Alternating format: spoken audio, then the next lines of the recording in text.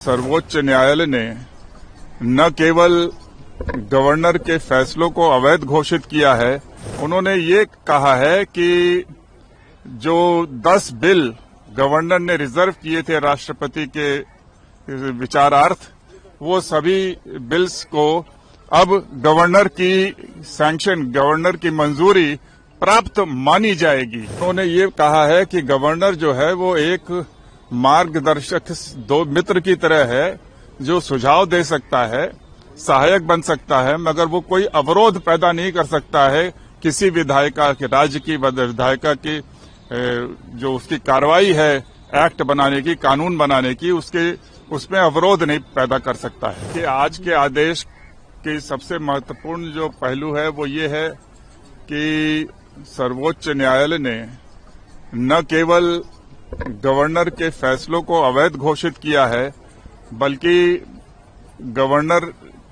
के जो रिजर्वेशन के आदेश थे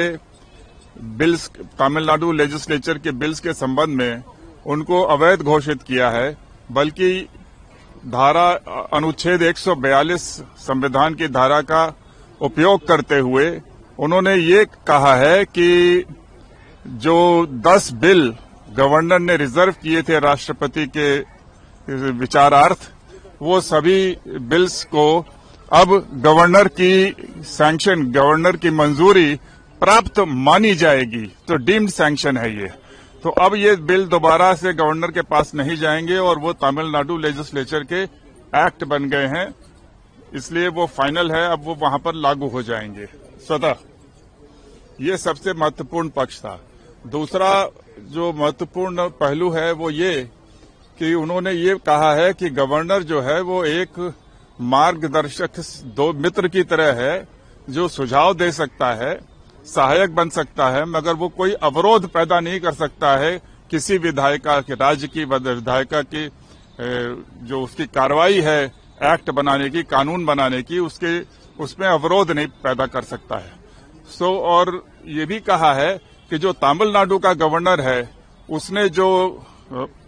बहुत अरसे तक बिलों को जो विधायिका ने पास किया था कानून, उसको दबा के रखा, और जो सुप्रीम कोर्ट का एक जजमेंट था स्टेट ऑफ पंजाब के संदर्भ में, उसको